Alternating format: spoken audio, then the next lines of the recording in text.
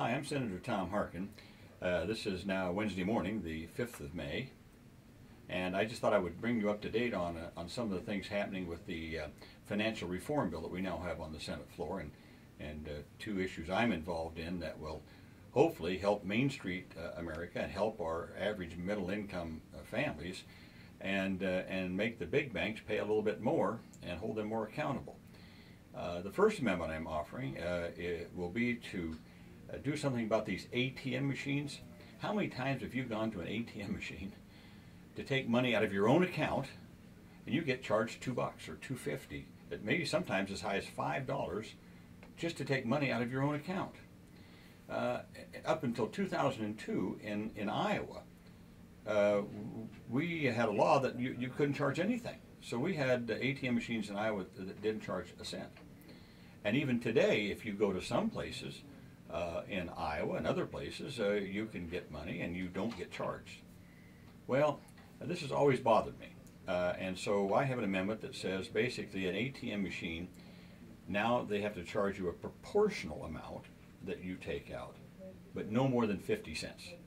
In other words, we capped ATM charges at 50 cents because we have information and data to show that the cost of the banks and these companies that run these machines is much less than 50 cents. So hopefully this will bring some relief again to people who need that access to ATM for just ongoing expenses. That's the first part. That's the first amendment I'm supporting. The second one has to do with our community banks in Iowa and around the country. Right now, to get federal deposit insurance, a bank has to pay a premium based upon the deposits they have. Well, a lot of these big banks that got us into trouble may not have a lot of deposits, but they have a lot of risky assets. So they're the ones that they're the riskiest. They had risky assets like these credit default swaps and things like that. Well, but they weren't paying their fair share of federal deposit insurance.